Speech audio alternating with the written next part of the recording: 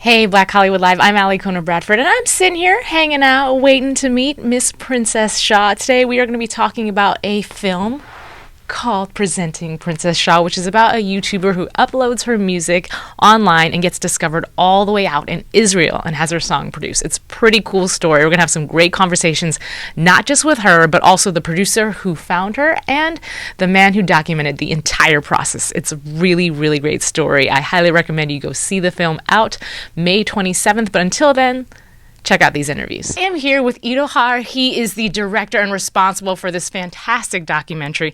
I have to know, what is it about Princess Shaw that made you choose her to be the one to follow? I think first I fell in love with her songs. I really felt this woman really knows what she's thinking about. And of course I fell in love with her honesty, directness, courageous, and really made me want to know more. So were you already a friend of Kudeman and you guys decided together you were going to work with her? I know Kudiman for many years, and when he showed me the project that included Samantha's song, I immediately fell in love with her song, and I felt that I really want to know more and to see if we can do something with it. So, okay, you followed her around for an entire year.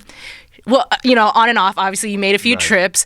She didn't know what was going on. So what exactly did you tell her to get her to do this with you? I told her in the beginning, I didn't know that she will be the main character. I thought that I will do a film about different YouTubers in different places around the world. All of them appear in Kutiman's work. But slowly I understood that this is the story I want to tell. So I told her that I want to do this film about YouTubers who upload their materials, about musicians that upload their songs, their musics, and hope that people will see it and maybe something will happen.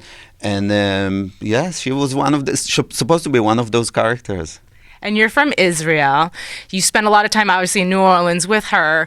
What did you learn from this experience? Like, did you grow at all as a person walking through life in her footsteps at all? At first I fell in love with New Orleans, with the music scene in New Orleans. I always say this is one of my best cities in the world.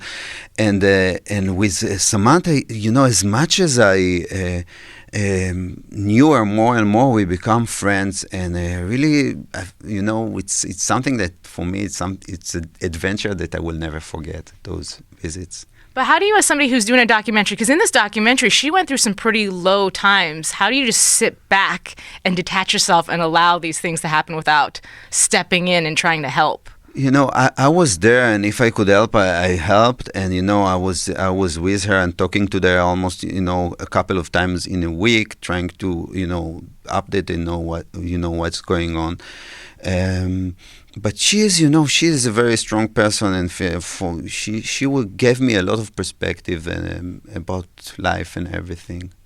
Okay, so the last thing I want to ask you is, why do you think that people at home are really going to connect to this story in the film? I think there is something in this film and about Samantha and the other character, this need to be heard, that someone will believe in you, will see the treasure that inside you. There are so many people. For me, this film is of course about Samantha and Kutiman, but all those amazing talents and amazing musicians and singers that there is a chance that we will never hear about them. So I think there is something on one side optimistic that it can happen, and someone can see you even from the other side of the world, and things can happen.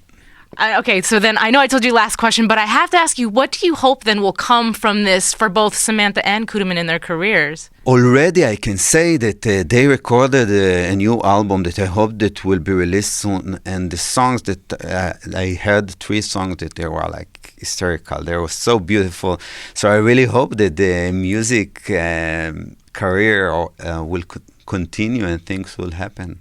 Awesome. Well, congratulations on having this being released in theaters. That's so amazing. And welcome to LA. Thank you so much. Thank you. All right. Thanks.